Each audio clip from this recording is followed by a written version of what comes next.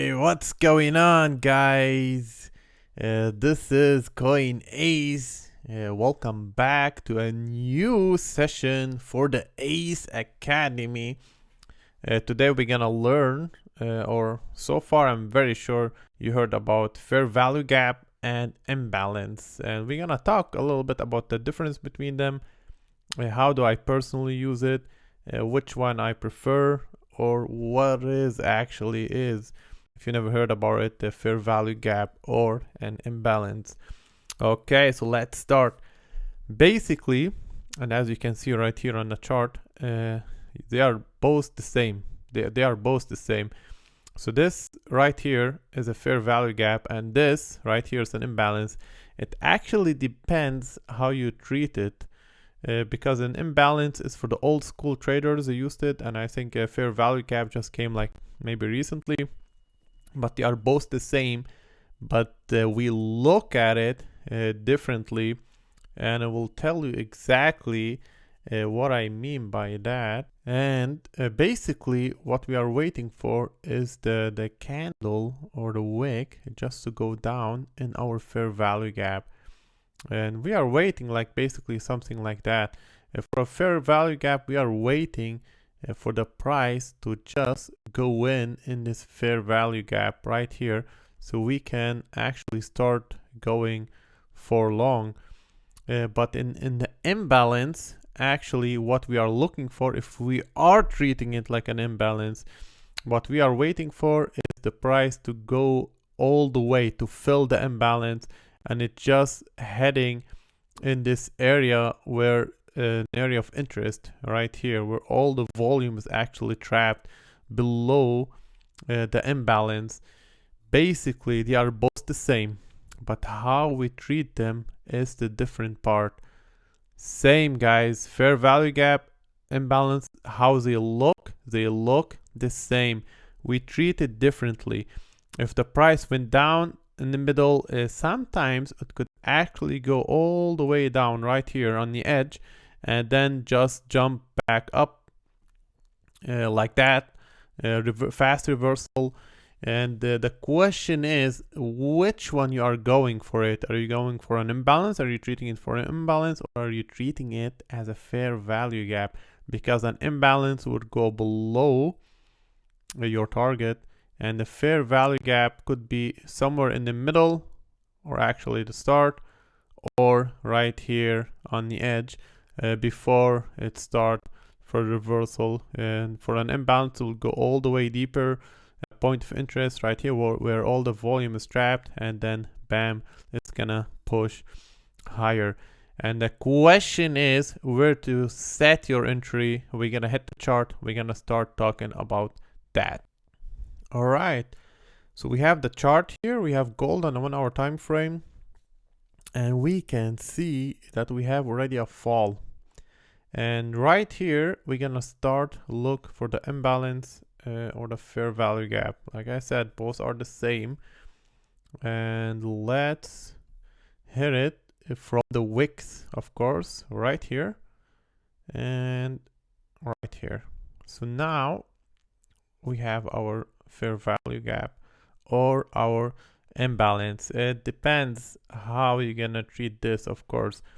So now if we're gonna treat it as a fair value gap, then you will say, well, hey, it's gonna hit this area, that's where my entry gonna be, and before it start to descend. And that's gonna be your first thought, how you gonna start to treat that, where you gonna jump in. So we hit our position, and let's say, well, right here we jump in, because we're gonna treat it like a fair value gap.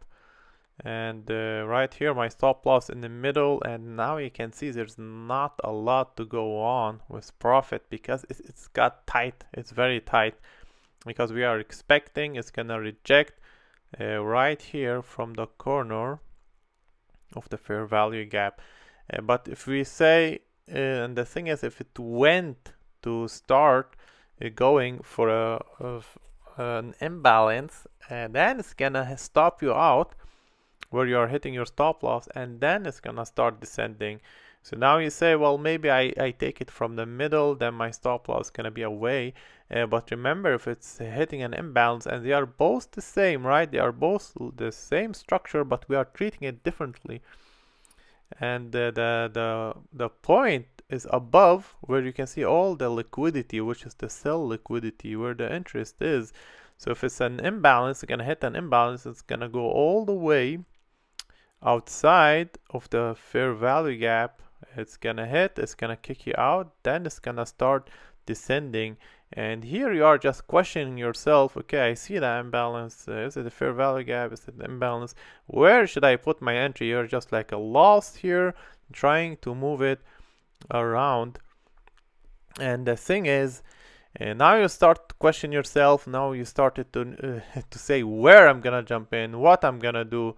What I personally basically do when I'm facing this situation, I identify the fair value gap or an imbalance, does not matter. I know what it is, I identify it, I take my Fibonacci, hit it from the top of the candle to the lowest, I treat it as a retracement that is gonna retrace above before it's gonna reject, and then I identify the 702. I say, okay, where the 702 is sitting is of course above, so it's an imbalance, it's above the imbalance, where the liquidity is and where it's gonna start to reject with the 702.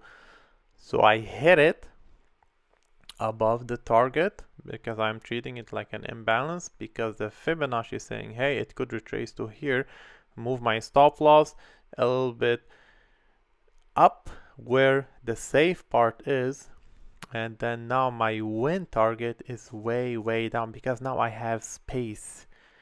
So a better profit for me, and my stop loss is very tight, so now I have better value to get and my risk is very low, all thanks because of the Fibonacci, because a lot of people does not even put the Fibonacci inside of it and say, hey, maybe I should treat it. If we hit play, you can see hit the 702 perfectly, we jumped in on that trade, and now we have a lot of gains because the price gonna keep pushing down.